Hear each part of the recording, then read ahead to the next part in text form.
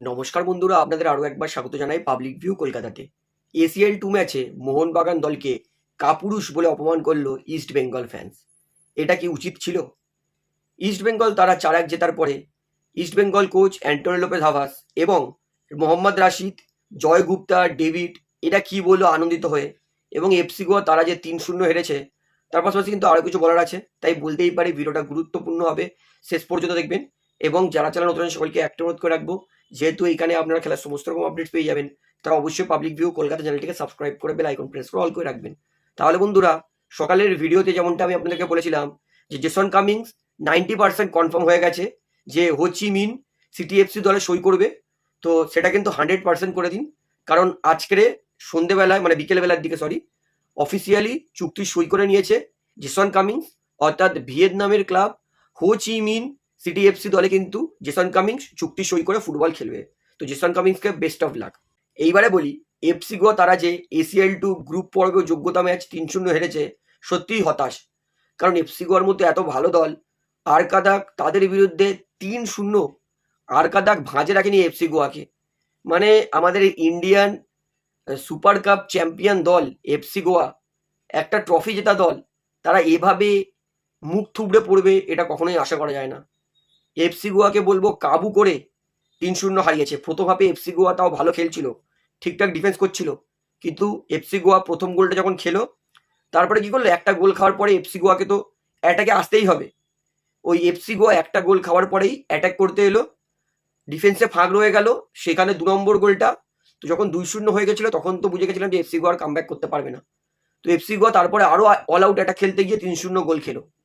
তো এফসি গোয়া তারা কিন্তু এসিএল 2 গ্রুপ স্টেজ পৌঁছাতে পারেনি, অর্থাৎ এসিএল 2 কোয়ালিফিকেশন ম্যাচ যারা হারে তারা এসিএল 3 অর্থাৎ এএফসি চ্যালেঞ্জ লিগ মানে 3 নম্বর থার্ড টায়ার লিগে সুযোগ পায়।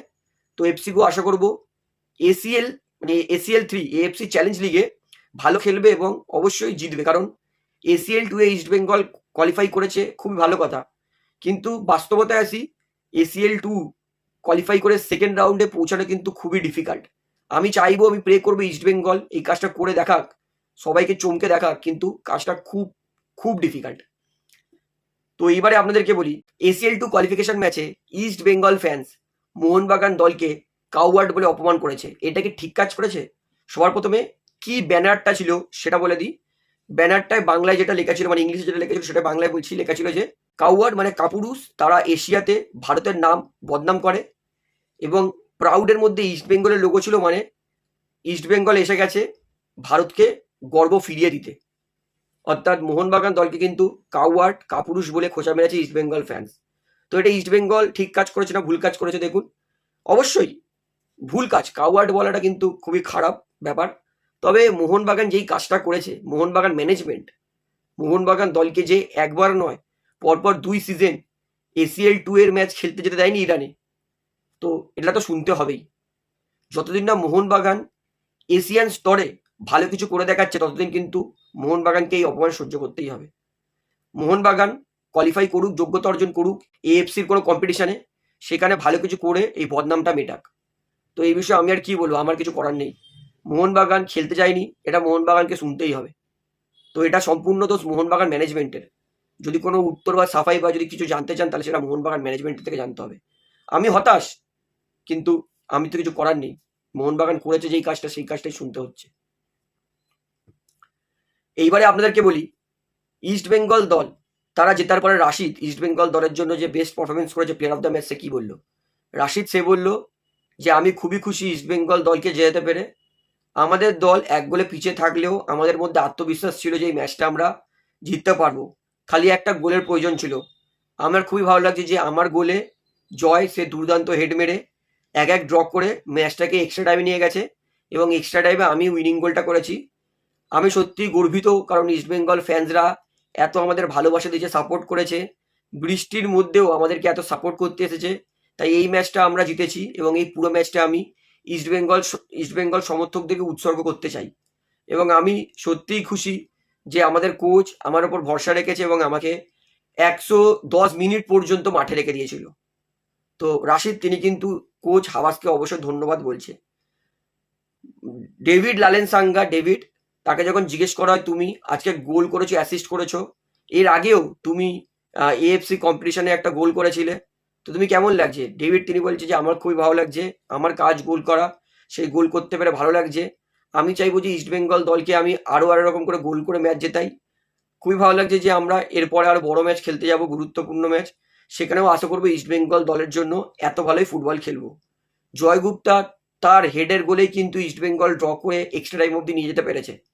জয় গুপ্তাকে এই ম্যাচ সম্পর্কে এবং নিজের গোল সম্পর্কে জিজ্ঞেস করে তিনি বলেন যে আমার মনে অনেকদিন ধরে একটা ইচ্ছে ছিল যে দলের জন্য খুব একটা ভালো কিছু করব, আজকে সেটা করতে পেরেছি। এত গুরুত্বপূর্ণ ম্যাচে আমি দলকে জেতাতে পেরেছি, আমার হেডের গোল এসে ড্র হয়েছে, সত্যি নিজেকে ভাগ্যবান মনে করছি। আমি ফ্যান্সদেরকে একটাই কথা বলবো, আমাদের ওপর ভরসা রাখুন, আমরা অবশ্যই তোমাদেরকে ভালো কিছু জিতে দেখাবো। অর্থাৎ জয় গুপ্তা যেইভাবে গালাগাল শুনেছিল ইস্টবেঙ্গল ফ্যান্সদের থেকে, জয় গুপ্তা কিন্তু ইস্টবেঙ্গল ফ্যান্সদের ভরসা রাখতে বলছে তাদের উপরে। তো এইবারে বলি হাবাস, তিনি ম্যাচ জেতার পর কি বললেন। হাবাস ম্যাচ জেতার পর তিনি বললেন যে আমার শুরু থেকেই ভরসা ছিল যে আমরা ম্যাচ জিতবো। আমি আগেও বলেছি যে প্রতিপক্ষই কোন দল আছে, কারা আছে, আমি দেখতে রাজি নই। আমি আমার নিজের দলের ওপর ফোকাস করি। আমার কাছে গুরুত্বপূর্ণ হচ্ছে আমার দল, আমার দলকে আমি কিভাবে জেতাতে পারবো। প্রতিপক্ষ দলে এই প্লেয়ার আছে, ওই প্লেয়ার আছে, এইটা ভাবলে কিন্তু আপনি কখনোই ম্যাচ জিততে পারবেন না।